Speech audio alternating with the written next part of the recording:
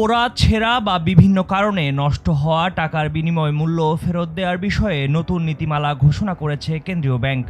এখন থেকে এ নীতিমালার আওতায় গ্রাহকরা ব্যাংক থেকে নষ্ট হওয়া নতুন নোটের বিনিময় মূল্য ফেরত পাবেন। এ বিষয়ে বাংলাদেশ ব্যাংক থেকে একটি সার্কুলার জারি করে বাণিজ্যিক ব্যাংকগুলোর প্রধান নির্বাহীদের কাছে পাঠিয়ে বলা হয়েছে, এই নির্দেশনা অবিলম্বে কার্যকর হবে।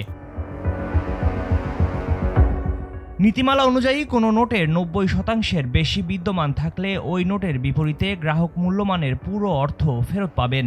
এই সার্কুলারের মাধ্যমে বাংলাদেশ ব্যাংক নোট প্রত্যর্পণ প্রবিধান ২০২৫ বিধিমালা কার্যকর করা হয়েছে। পাশাপাশি Bangladesh bank note refund regulation ২০১২ বাতিল করা হয়েছে।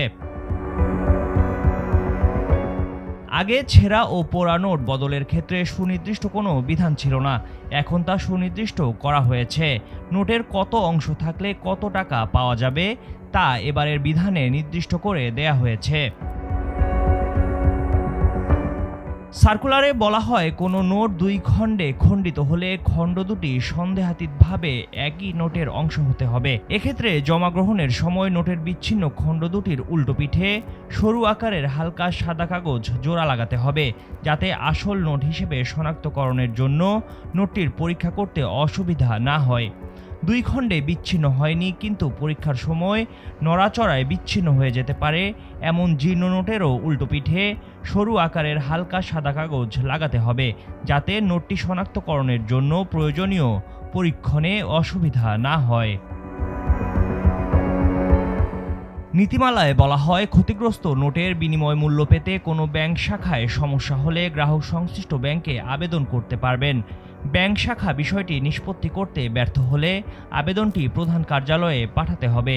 সেখান থেকেও সমাধান না হলে তা কেন্দ্রীয় ব্যাংকে পাঠানো হবে। এক্ষেত্রে আবেদনপত্র প্রাপ্তির ৮ সপ্তাহের মধ্যে নোটটির মূল্য প্রদানের বিষয়ে চূড়ান্ত সিদ্ধান্ত জানাবে কেন্দ্রীয় ব্যাংক এবং মূল্য প্রদেয় হলে সংশ্লিষ্ট ব্যাংকের হিসেবে অর্থ সমন্বয় করা হবে।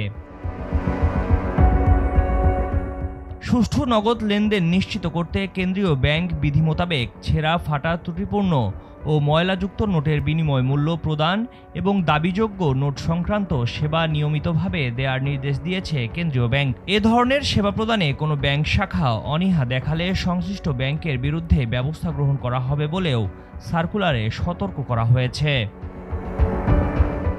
ডেস্ক রিপোর্ট, সময়ের আলো।